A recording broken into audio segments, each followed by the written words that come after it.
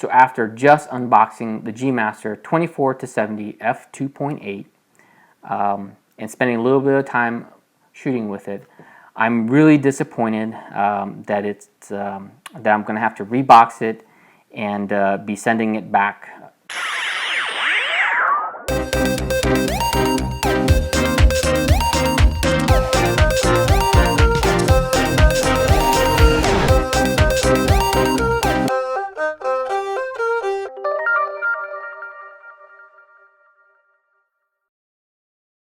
Okay guys, today I am unboxing the G Master 24-70 FE 2.8 lens. One of my good buddies was able to get his hands on this, and he actually let me do the unboxing for him. As you know, these things have been selling like hotcakes. They've been selling out in most places. Sony's having a tough time keeping up with the demand.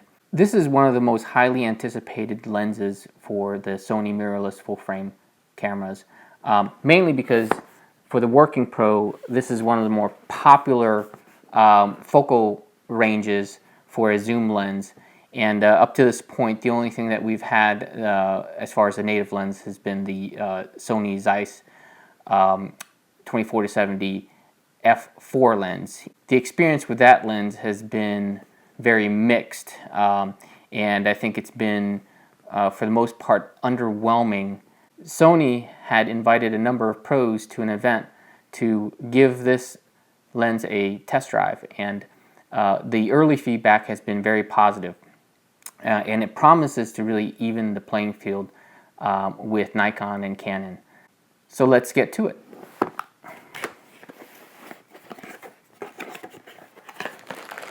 Okay.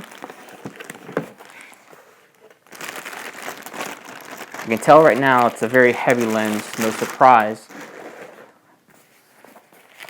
With the G Master lenses, Sony has been throwing in these pretty nice cases, but to be honest with you, I don't use these a whole lot. Once I open the box, this usually goes back in the box. But I can see using this maybe on travel, where maybe I don't want to bring my Pelican case. I might throw the lens in here, throw it in my backpack or my carry-on bag, and it should be pretty safe. Basic strap, never use. Okay. Lens hood. Nothing too fancy.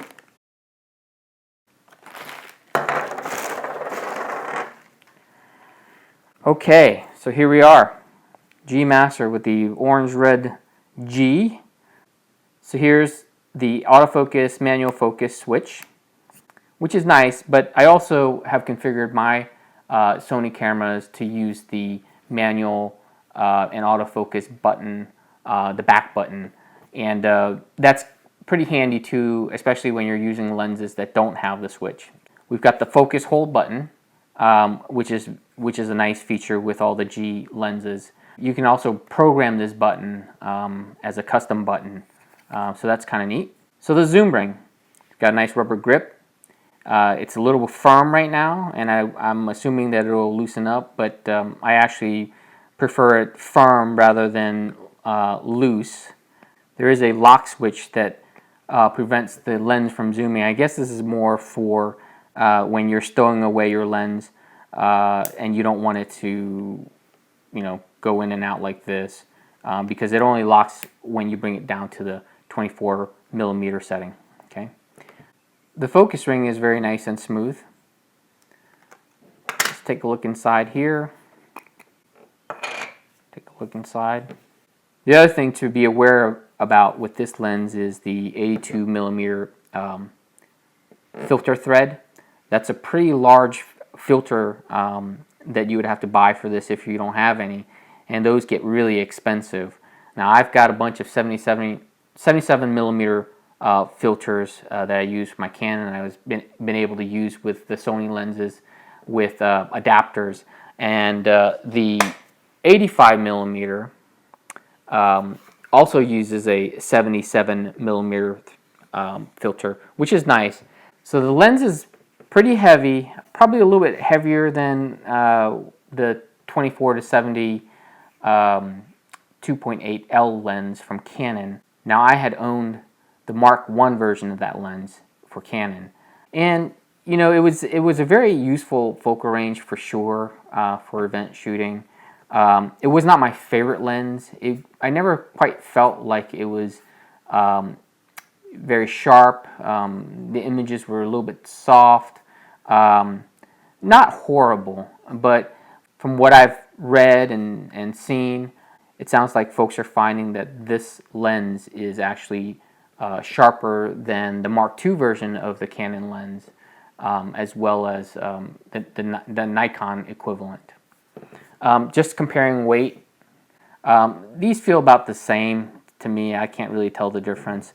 And just in comparison to the 70 to 200, this is obviously the f4, the f2.8 has not come out yet. Again, I can't really tell the difference in weight. So I'm going to go ahead and pop this on with the A7R2.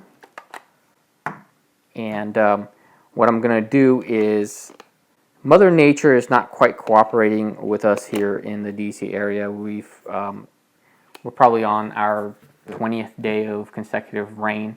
And so I'm going to see what I can do to give you some examples of the image quality, and then at some point maybe do a little bit more of an in-depth test. But I'm by no means equipped to do a scientific study on the lens. So I'm going to step away to try and take a few shots, and I'll be back to give you some of my impressions of the lens.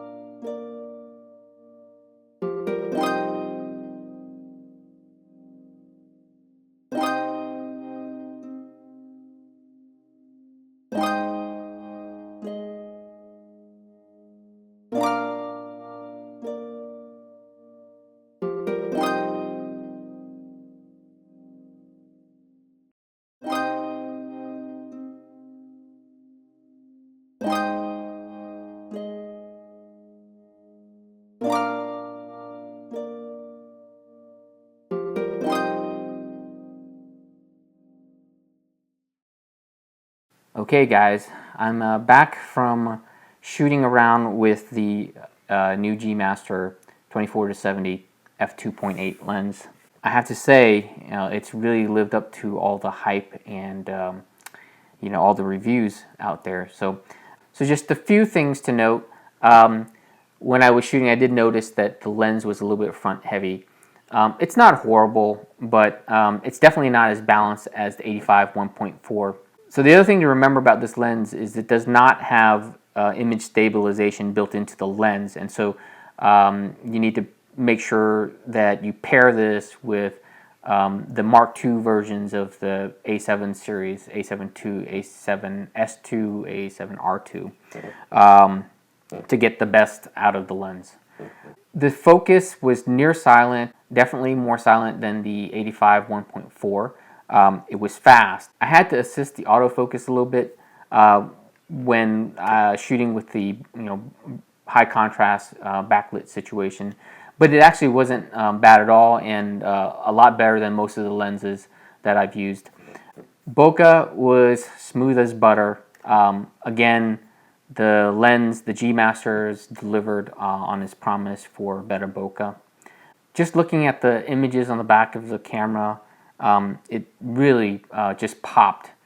The images that you're seeing in the video are basically JPEG straight out of the camera. So in conclusion, this lens, along with the 85mm 1.4 and the 70 to 200 f2.8, once that lens actually arrives, will definitely be a force to be reckoned with. So after just unboxing the G Master 24-70 f2.8 and spending a little bit of time shooting with it, I'm really disappointed that I'm going to have to rebox it and be sending it back to my buddy. But now that I've experienced shooting with this little marvel, I will absolutely be looking to pick this up, and it'll definitely be the next lens in my bag. So that's it. I hope you found this video helpful, and I hope to see you again next time.